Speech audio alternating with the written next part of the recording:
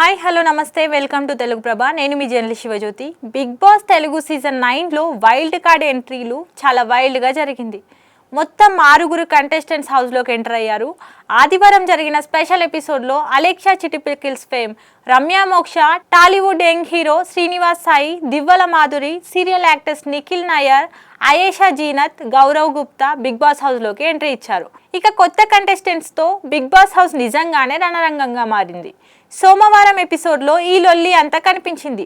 హౌస్లోని contestants Kalyan, దివ్య, నిఖిత, మాధురి మధ్య మాటల తూటాలు పేలాయి. దీంతో మాధురి కన్నీళ్లు కూడా పెట్టుకుంది.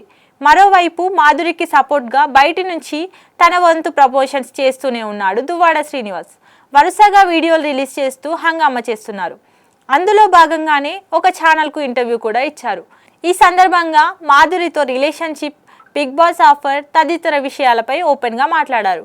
Big Boss wild card entry గురించి దువ్వాడ శ్రీనివాస్ స్పందించారు. నిజం చెప్పాలంటే బిగ్ బాస్ ఎలా కండక్ట్ చేస్తారో తనకు అస్సలు తెలియదన్నారు. కొంతమంది వైల్డ్ కార్డ్ మీద వస్తారు. ఎలిమినేట్ అయిన వాళ్ళు, గతంలో బిగ్ బాస్ షోలో పాల్గొన్న వాళ్ళు కూడా హౌస్లోకి వస్తుంటారు. బిగ్ బాస్ టీం చాలా క్యాలిక్యులేషన్స్ ఉంటాయి. మొదట శ్రీనివాస్ అండ్ మాధురి ఇద్దరిని కలిసి రమ్మని బిగ్ బాస్ నిర్వాహకులు అడిగినట్లు చెప్పారు.